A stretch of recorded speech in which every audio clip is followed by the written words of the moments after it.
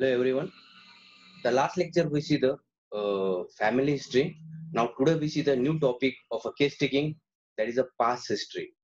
आज हम देखने वाले हैं what is the past history, what is the importance of the past history in your practice and your case taking in the homeopathy. Now what is the past history? Before that हम देखेंगे what is the schedule of our life. आपने देखा होगा हर एक व्यक्ति छोटा बड़ा बूढ़ा हर एक की लाइफ के अंदर 3 पार्ट में डिवाइड है। आपको पता है पास्ट प्रेजेंट फ्यूचर। मेरा कुछ पास्ट है, मैं पास्ट में रहता हूँ और प्रेजेंट में रहता हूँ। मेरा पास्ट कुछ और रहता है और फ्यूचर कुछ और रहता है। और आपको देखा होगा कि आपका फ्यूचर ही आपका पास्ट ही आपका फ्यूचर बनाता है। और आपका सॉरी आपका प्रेजेंट ही आपका पास्ट बनाता है और आपका प्रेजेंट ही आपका फ्यूचर बनाता है। तो एक थोड़ी चीज आपको बताता हूँ, आप कोई भी चीज मार्केट में लेने जाते हो, कोई भी चीज या आपके घर में किसी को आपको जॉब पे रखना का है, किसको भी जॉब पे रखने का है, तो आप एक चीज करते हो, वो चीज क्या रहती है कि सोचिए कि आपको एक बंदे को आपको काम पर रखने का है अपने घर पे या जॉब पे रखने का है, तो आप उसका पास्ट पूछते हो। आप पहले कौन से हॉस्पिटल में कोई कि कहाँ पे अपने एक्सपीरियंस है क्या आपको, वहाँ पे कैसे क्या छोड़ दिया अपना, वहाँ पे कैसा आपका बिहेवियर था, आप ये पूछते हो। ये क्यों पूछते हो? क्योंकि आपको उसकी नीड रहती है कि यह बंदा कैसा है। तो पास्ट हिस्ट्री भी हमें इसीलिए पूछना है पेशेंट की, कि पास्ट के अंदर आपने कुछ किया था, कुछ दवा लिए थे क्या?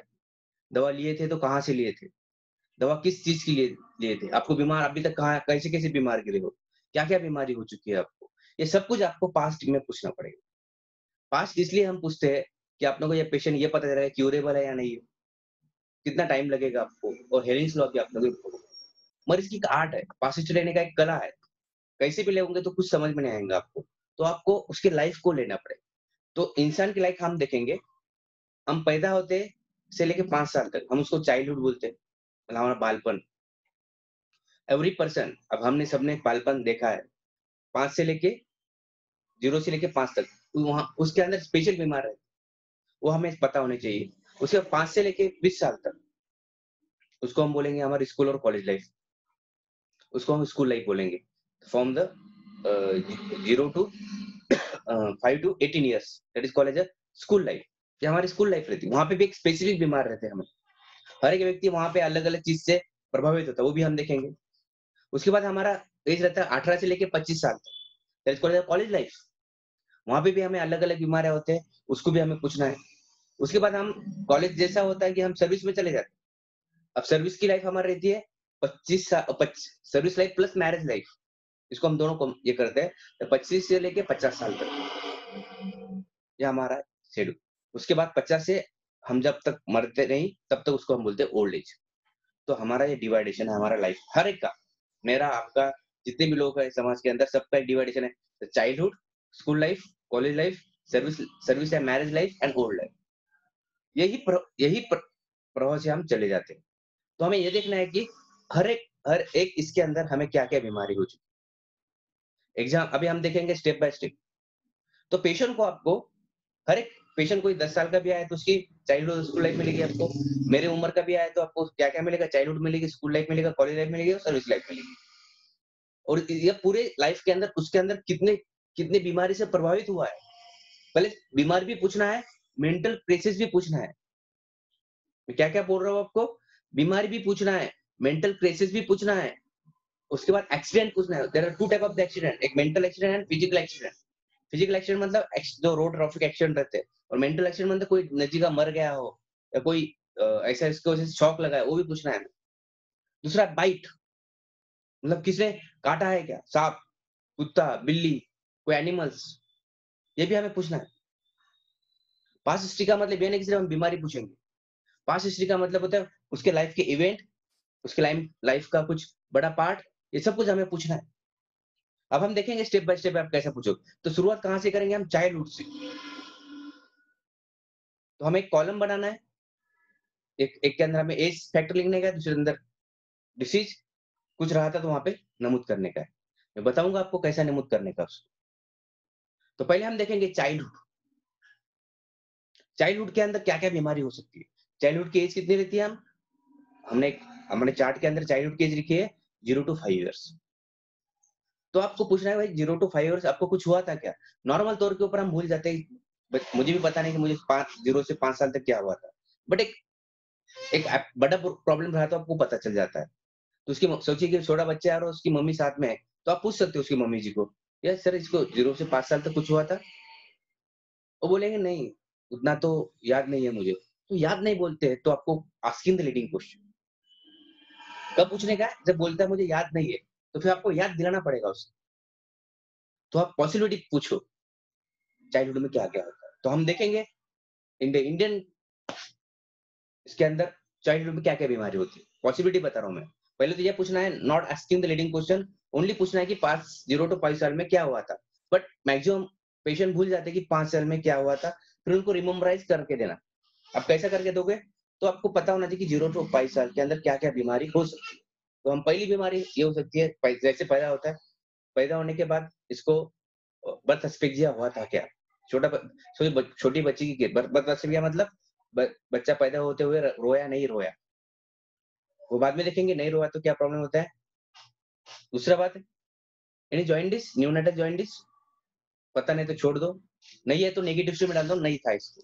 अब ये भी 2 भी चीज़ कर सकते हो। एक पॉजिटिव हिस्ट्री मतलब प्रेजेंट जो नहीं है था और नेगेटिव हिस्ट्री वो भी हम बताएँगे। नहीं था नहीं में रखेंगे, जो था यहाँ पे लिखेंगे। तो हम सिर्फ था हम लिखना चाहिए वहाँ पे। सोचिए कि पेशेंट को बोल रहा है कि सर मुझे इसको निमोनिया हुआ था बचपन में, तो लिखो at the age of the जो कुछ है पता है सर 2 साल के उम्र 2 साल की थी, तो चाइल्डहुड के कॉलम में लिखो at the age of the 2 years the patient suffering from the pneumonia and hospitalization nearest hospital.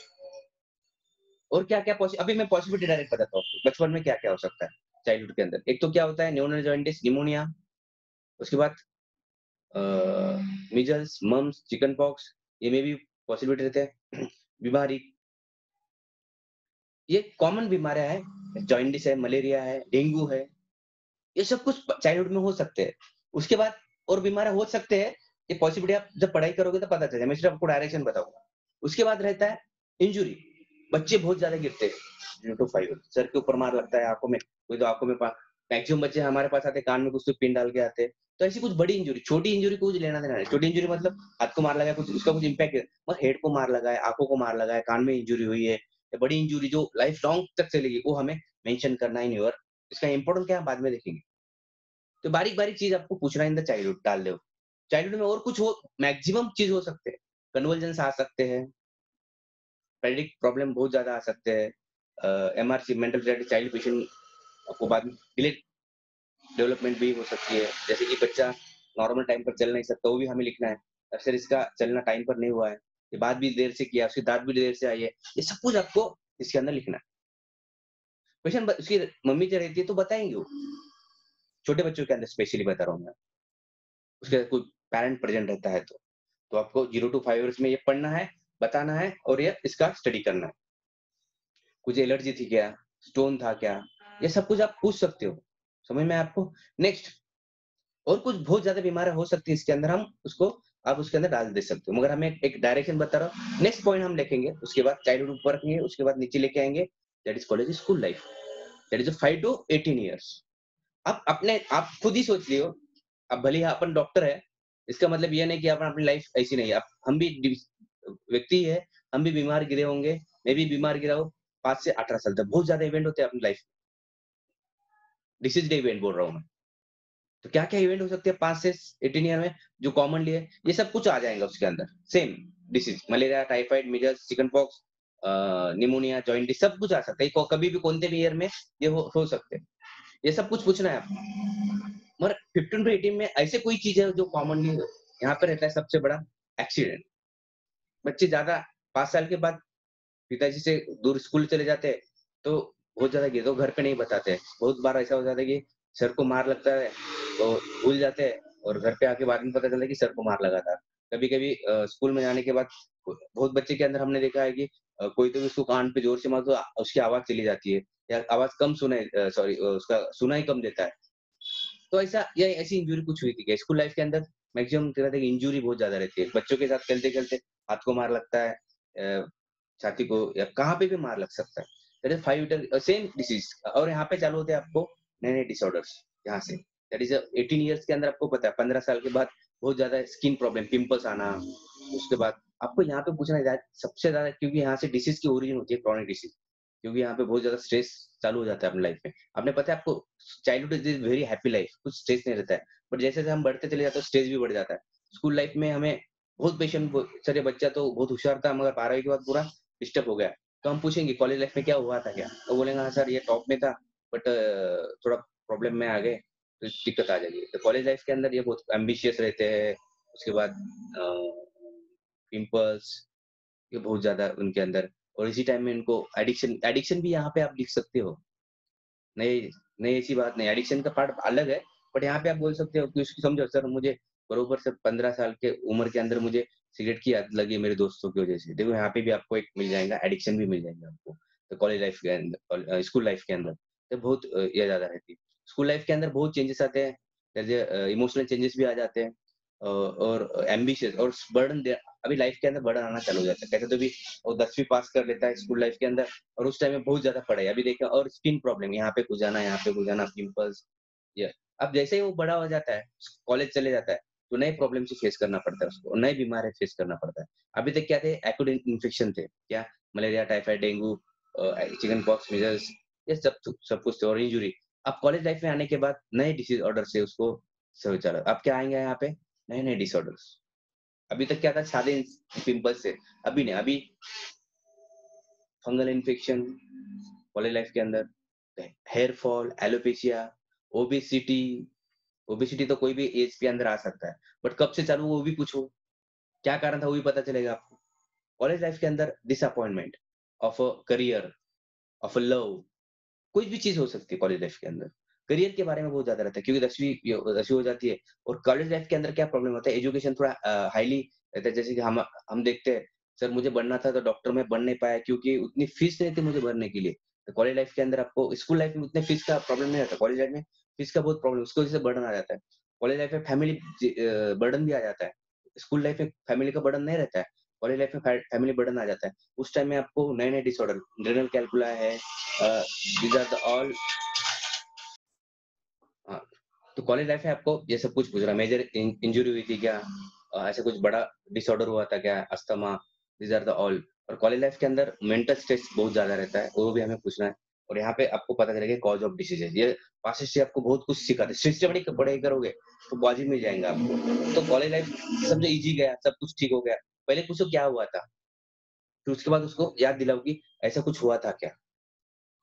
तो अब तो अभी हमारी life school life, college life तक सब कुछ अच्छा चलता है और बहुत आसान रहती लाइफ ये।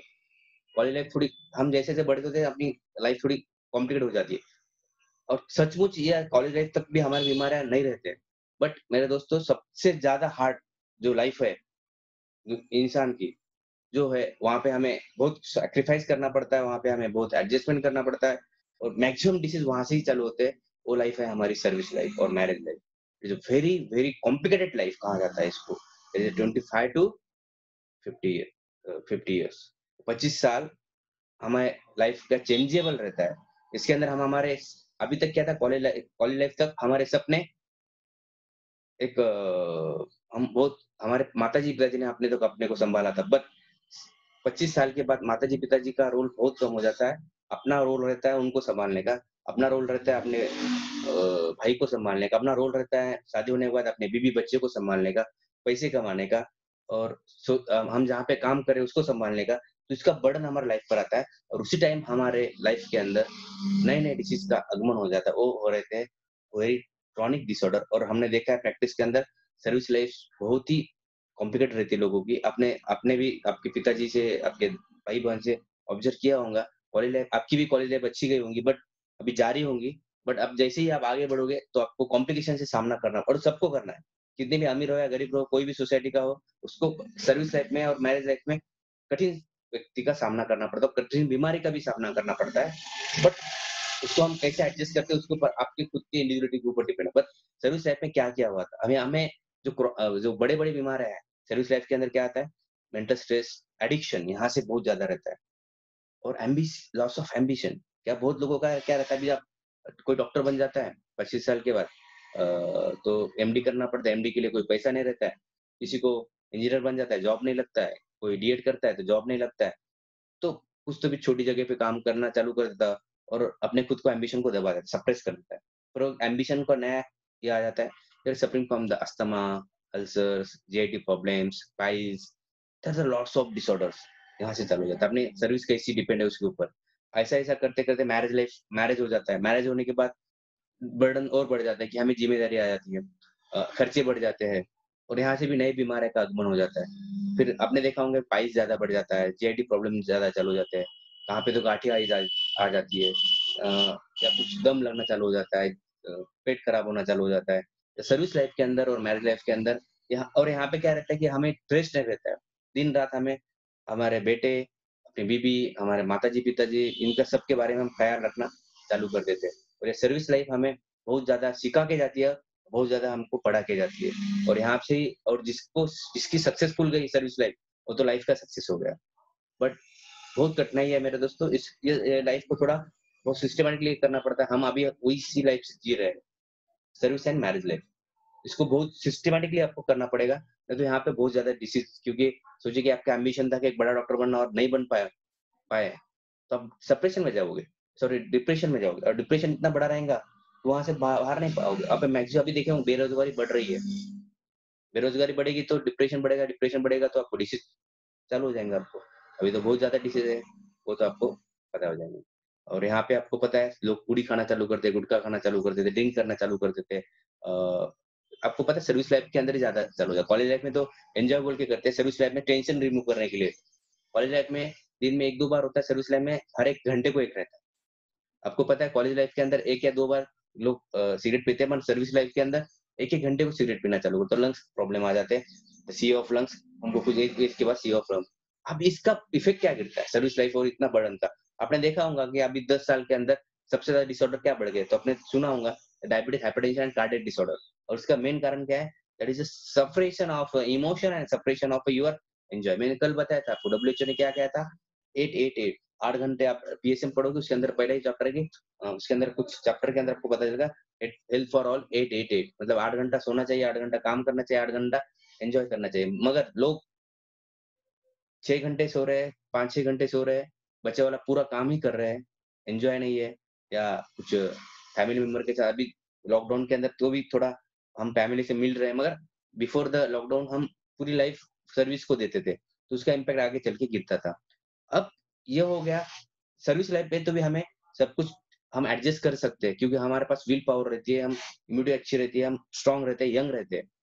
बट जैसे ही हम ओल्ड होना चालू हो जाते हैं, जैसे मैं भी ओल्ड होते चले जाऊँगा कुछ दिनों बाद, और आप भी ओल्ड होते चले जाएँगे, तो 50 साल, अभी तो 50 साल बोल नहीं सकते कि हम 40 साल के अंदर ही बीमार हो जाएँगे, ओल्ड हो जाएँगे। तो जैसे ओल्ड एज आता है, तो हमारे पास ड डज़न्स ऑफ डिसऑर्डर रहेंगे। बहुत ज़्यादा, मतलब आप अब देख रहे हो आपके नाना दादी को कितने बीमार है, इतनी-इतनी बड़ी फाइल है, रोज़ की खाना कम गोला ज़्यादा है। तो ओल्ड एज के अंदर तो बहुत ज़्यादा asthma, joint pain, arthritis, psoriasis, cardiac problem, diabetes, hypertension, thyroid, ये सब कुछ लग जाता है, और हमें वो पूरा लिखना है। और ये पास हिस्ट्री के अंदर हमें सिस्टमैटिकली हमें उसको लिखते चले जाना है। आपको पता चलेगा कि कहाँ पे क्या हुआ था, ये सब कुछ आपको पता चलेगा। बी केयरफुल, और आपको ये सिस्टमैटिक लिखना है। इनको ये एज में ये हुआ था, ये हुआ था, ये हुआ था, ये नहीं हुआ था, वो भी लिख सकते हो। नहीं होने का अपने को नेगेटिव के लिए कुछ ये नहीं, पर पॉजिटिव जो हुआ था, अपने को क्या-क्या हुआ था, तो आप क्या पता चलेगा कि पेशेंट की विल पावर कैसी है। इसको एक अब पता है आपको, इसके ऊपर आपका जो क्रोनिक डिसीज़ ठीक होने का टाइम रहता है। आपको पता है इन प्रैक्टिस पेशेंट का कॉमन क्वेश्चन क्या रहता है, सर मेरी बीमारी, सोचिए कि पेशेंट आपके पास उम्र है 30 साल और उसको सोरायसिस है, और उसको आप वो पूछता है, सर मुझे सोरायसिस ठीक होने में कितने दिन लगेंगे? तो आपका answer depend on the past history को आप इवैल्यूएट करके ही बताना पड़ेगा। क्योंकि पास्ट सोचिए कि सादी बात है, आपको एक गाड़ी लेना है पुरानी, एक टू व्हीलर लेना है आपको या फोर व्हीलर लेना है आपको पुरानी। तो हम क्या करते हैं पता है? क्या-क्या करते हैं हम उसका? 3-4 चीज़ पूछते हैं। पहला, कितने साल चली? वो बोलेगा 5 साल, 2 साल, 1 साल। तो इवोल्यूशन आ गया। 1 साल चली तो उसका प्राइस बढ़ जाएगा। वो बोलेगा 10 साल चली तो प्राइस कम हो जाएगा उसका। और हम क्या पूछते हैं? एक तो कितने साल चली? कितनी कितनी चली? कितने किलोमीटर चली? 50,000, 1 लाख, 1.5 लाख। वो बोलेगा सर 10 या 10 हज़ार ही चली। तो फिर उसका रेट बढ़ेगा क्योंकि कम चली है, तो कम। खराब होने का चांसेस है। तीसरा क्वेश्चन रहता है, कुछ हुआ था क्या इसको? कभी एक्सीडेंट हुआ था? वो बोलेगा हाँ, 3 बार हुआ, 3 बार हुआ तो उसका वैल्यूएशन कम हो जाएगा। सेम यहाँ पे, कितने बार बीमार है? सर 10 बार, तो उसकी इम्यूनिटी पावर उतनी भी कम होंगी, उसको थोड़ा टाइम लगेगा ठीक होने के लिए। सर कोई बीमारी नहीं गिरा तो जल्दी ठीक हो जाएगा, वैल्यूएशन बढ़ गई ना, तो गाड़ी के हिसाब से ही है। और तीसरा क्वेश्चन क्या रहता है? गाड़ी के ऊपर कुछ कर्जा है क्या? समझ में आया आपको? सेम क्वेश्चन इन योर हमारे बॉडी के ऊपर, हमारा लाइफ के ऊपर। इसलिए हम पेशेंट को पूछते हैं, अभी तक कितनी बीमार वो बोला मैं छोटे बचपन में बीमार गिरा बार-बार स्कूल लाइफ में भी बीमार गिरा, कॉलेज लाइफ में भी बीमार गिरा, सर्विस लाइफ में भी बीमार गिरा, तो इसकी इम्यूनिटी बहुत लो है। इसे समझिए, इसको थोड़ा टाइम लगेगा अपने को ठीक होने के लिए। वो बोला मुझे कुछ भी नहीं हुआ, पहली बार मुझे सोरायसिस हुआ है, तो बहुत जल्दी ठीक हो जाता है पेशेंट। तो आपको ड्यूरेशन पूछना पड़ेगा। अब ये आपको एक आंसर क्या मिलेगा पास्ट हिस्ट्री से, पेशेंट कितने दिन में ठीक हो जाएँगे, आपको एक पॉसिबिलिटी पता चल जाएगी। दूसरी, हेरिंग्स लॉ ऑफ क्यूर भी पता चलेगा आपको। तीसरा, हमें पेशेंट की सीवियरिटी पता चलेगी। सचमुच ये पेशेंट ठीक होने वाला है, नहीं होने वाला है, ये आपको पास्ट हिस्ट्री से पता चलता है। यह है इसके यूटिलिटी, ये इम्पोर्टेंट है। पेशेंट ठीक होने वाला है या नहीं है, ये पास्ट हिस्ट्री से पता चल जाता है आपको। आपको नया कुछ करने की ज़रूरत नहीं है। अब इतने पेशेंट को कुछ ही नहीं हुआ अभी तक और आपके पास सिर्फ सर दर्द के लिए आया है, तो उसको अरे यार, जो अभी तक कुछ नहीं हुआ है, बहुत बहुत कम लोग मिलते हैं ऐसे हाँ, कि उनको कुछ भी नहीं हुआ वाला रहता है। तो ध्यान में रखो, in your practice you must ask past history step by step. That is the first point is the childhood, second is the school life, third is the college life, fourth is service life and fourth five the old life. ये पूरे 5 जो life है अपने 5 उसको बहुत systematically लो। एक तो आपको पेशेंट को अच्छी तरीके से जान पाओगे। अब इसके अंदर आप 2-3 चीज़ और ऐड कर सकते हो, वो डॉक्टर नहीं करते हैं। क्या है? Emotional status. एक्स्ट्रा पॉइंट बोल रहा हूँ, यहाँ पे करो या मत करो मगर मेंटल सिम्पटम भी आपको यहाँ से मिलेंगे कि लाइफ के अंदर क्राइसिस क्या हुए थे। तो आपको बताता हूँ लाइफ चाइल्डहुड में क्राइसिस नहीं घटते मगर स्कूल लाइफ में क्राइसिस बहुत घटते हैं। हाँ? क्या होता है स्कूल लाइफ के अंदर माँ-बाप चले जाते हैं किसी के, पिताजी चले जाते हैं, डेथ हो जाते हैं, तो बच्चों का उसका इफेक्ट गिरता है। माताजी चले जाते हैं, उसका इफेक्ट गिरता है। कॉलेज लाइफ में भी सेम है, माताजी कोई एक्सीडेंट से उसके पेरेंट मर गए और किसी का अब सर्विस लाइफ में सबसे बड़ा प्रॉब्लम होता है डिवाइडेशन, क्राइसिस ऑफ फैमिली। 2 बड़ी फैमिली रहती है, 2 डिवाइडेशन होता है, उसका भी इफेक्ट बहुत ज़्यादा गिरता है। लॉस ऑफ मनी, किसी को पैसे दिए वाले नहीं आने जाते, ये भी एक इवेंट ही है, एक एक्सीडेंट ही रहता है, उसका भी इफेक्ट गिरता है। उसके बाद घर में झगड़े, सोचिए कि सर्विस लाइफ के अंदर और दूसरा डेथ ऑफ द चाइल्ड, बहुत ज़्यादा इम्पैक्ट डालता है लाइफ के अंदर हाँ, बहुत ज़्यादा।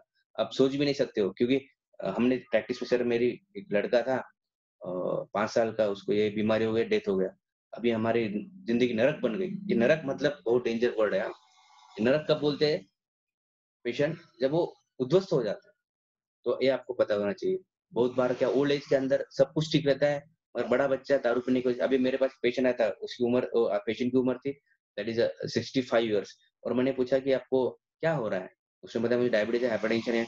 तो हम पीछे जाते पास्ट हिस्ट्री के अंदर चले, कैसे अभी तक की ज़िंदगी कैसी गई? सब बहुत अच्छी, कुछ भी बीमारी नहीं हुई, क्या हुआ था? कुछ भी नहीं हुआ था। कुछ भी नहीं हुआ तो इतनी बड़ी बीमारी कैसे चालू हो गई? क्वेश्चन है ना? तो हमने पूछते चले गए तो उसने बताया सर एक चीज़ थोड़ा दुःख है सर मेरी लाइफ में, क्या हो गया? सर एक 5 साल पहले मेरा बड़ा बच्चा दारू पीने की वजह से डेथ हो गया सर और उसको मुझे लेके जाना पड़ा हॉस्पिटल। यार देखो कितना दुःख भरी बात है। एक बाप एक बेटे को लेके जाता है, उसका डेड बॉडी लेके जाता है। तो उसकी वजह से उसको हाइपरटेंशन और डायबिटीज़ चालू हो गया। It is one of the event, it is a very dangerous event in our life. बहुत ज़्यादा डेंजरस इवेंट रहता है। मैं आपको केस बताऊँगा और एक लेडी थी, उसकी उम्र थी 60 years from the Hingoli district. उसके केस बहुत इंटरेस्टिंग थी, इंटरेस्टिंग मतलब बहुत सैड। उसको the suffering from the skin affection like psoriasis, itching और उसकी हिस्ट्री कैसी थी पता है? बहुत पुअर घर की थी वो और कुछ नहीं था, उम्र के 50 साल तक कुछ भी नहीं था। सब खेती में बाड़ी में काम करना। बट प्रॉब्लम चालू हो गए आफ्टर द 50 के अंदर। क्या हो गया? एक के बाद एक के बाद एक के बाद एक चीज़ चले गए। पति चले गया, फिर एक लड़की थी, एक लड़का था। लड़की की शादी करने को चले गए, लड़का शादी के दिन ही डेथ हो गया। बच्ची की शादी कर दी, बच्ची ने सुसाइड कर दिया। तो ये चीज़ अपने को देखनी पड़ेगी। तो फिर उसकी लाइफ के अंदर नए-नए डिसीज़ आए। तो पास्ट हिस्ट्री के अंदर आपको ये इवेंट भी लिखने का है और ये event related to the minds और ये तो आपको ध्यान में रखो ये पास्ट हिस्ट्री समझ में आए होंगी और उसका यूज़ आपको पेशेंट को आपको इसे उसका एनालिसिस करना है आपको और उसका आपको सस्टेनेबिलिटी पता चलेगी, इसकी इम्यून पावर पता चलेगी और पेशेंट कितने दिन में ठीक होने वाला है, क्यूरेबल है या नॉन क्यूरेबल है, डेंजरस है, नॉट डेंजरस है, ये आपको सब पता चलेगा। Thank you very much.